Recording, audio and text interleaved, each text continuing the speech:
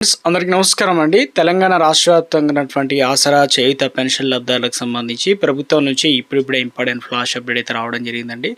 చాలామంది ఎదురు చూస్తున్నట్లుగానే పెన్షన్లకు సంబంధించినటువంటి ప్రక్రియ అనేది దాదాపుగా మే నెల సంబంధించి ఎప్పటి నుంచి ఇవ్వబోతున్నారు. తెలంగాణ రాష్ట్ర వ్యాప్తంగా పెన్షన్లకు సంబంధించి అంటే ఇతర ప్రాంతంలో ఉన్నవారు ఎంక్వైరీ ఎలా చేస్తారు, అదేవిధంగా వెరిఫికేషన్ అనేది చాలా మందికి చాలా డౌట్స్ అయితే ఉన్నాయన్నమాట. వీడియోలో మనం క్లారిటీగా అయితే తెలుసుకునేటువంటి ప్రయత్నం అయితే చేద్దామండి.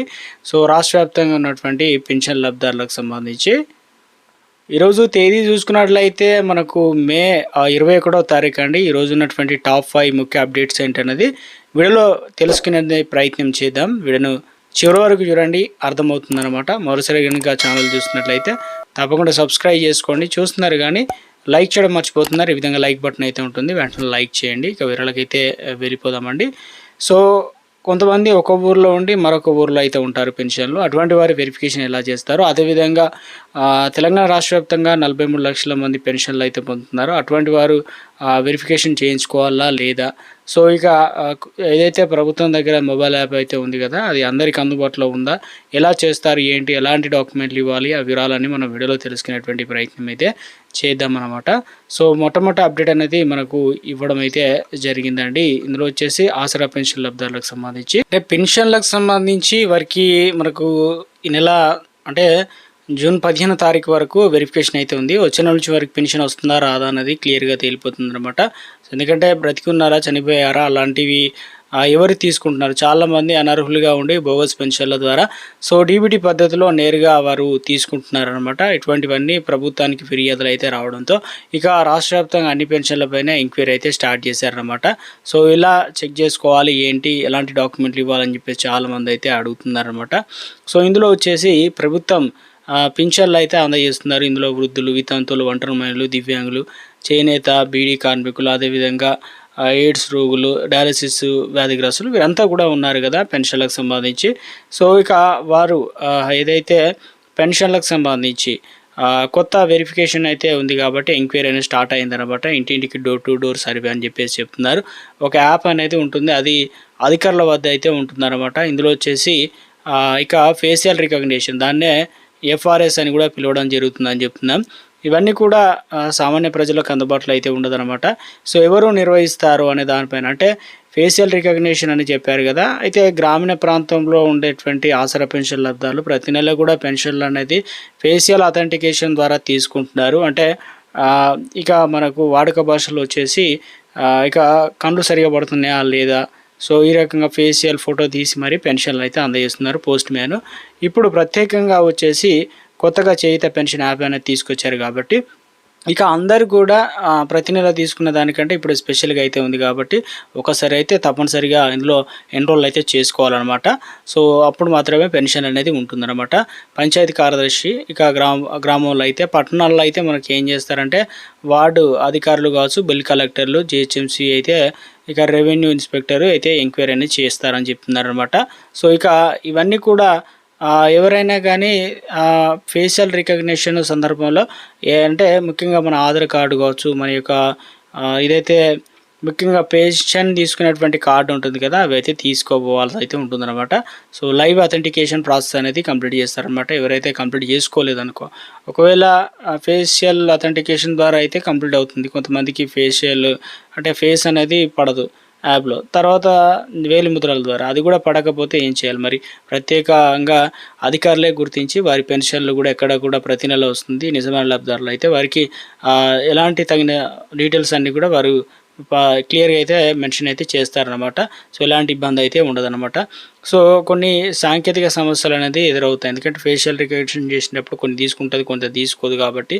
సో ఇక కొంత అంటే ఒక ప్రాంతంలో ఉన్న వారికి హైదరాబాద్లో ఉండి వరంగల్ లేదంటే హైదరాబాద్లో ఉండి నిజామాబాద్ ఇలాంటి ప్రాంతాల్లో ఉన్న వారికి ప్రభుత్వం ఏం చేస్తుందంటే ఫ్లెక్సిబుల్ అయితే కల్పించిందనమాట. అక్కడనే డైరెక్ట్ ఫేషియల్ అథెంటికేషన్ ద్వారా వారు ఉండే పట్టణ ప్రాంతంలో అయితే వార్డు అధికారిని కలిసినట్లయితే వారికి అందులోనే ఎంటర్ అయితే చేయడం జరుగుతుందని చెప్తున్నారు. ఇక ఎక్కడి నుంచి ఎక్కడికో రావాల్సిన పరిస్థితి కూడా లేదు.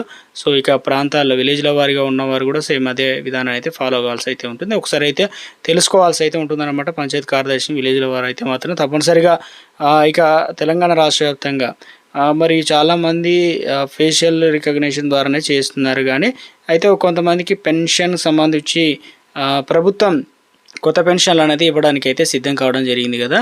సో రాష్ట్ర వ్యాప్తంగా కూడా చాలామంది అయితే దరఖాస్తు చేసుకోవడం జరిగింది అనమాట. ఇందులో వచ్చేసి వారికి ఇవ్వడానికి ప్రభుత్వం ముహూర్తం ఖరారు చేసింది. అంటే జూన్ 2 తారీఖు నుంచే 2 లక్షల మందికి కొత్త పెన్షన్లు అనేది ఇచ్చేందుకు ప్రభుత్వం ఫిక్స్ చేసింది అనమాట. ఇందులో జిల్లాల వారీగా ఫస్ట్ లిస్ట్ అయితే ఇవ్వడం జరుగుతుందన్నమాట. జాబితా అనేది సిద్ధం చేయాలని చెప్పేసి ఆయా కలెక్టర్లకు ఉన్నతాధికారులకు ఆదేశాలు అయితే జారీ చేశారనమాట. ఇందులో ప్రధానంగా ఎగువారికి మొదటి ప్రాధాన్యత కల్పిస్తారన్న దానిపైన కూడా అప్డేట్ ఇచ్చారు.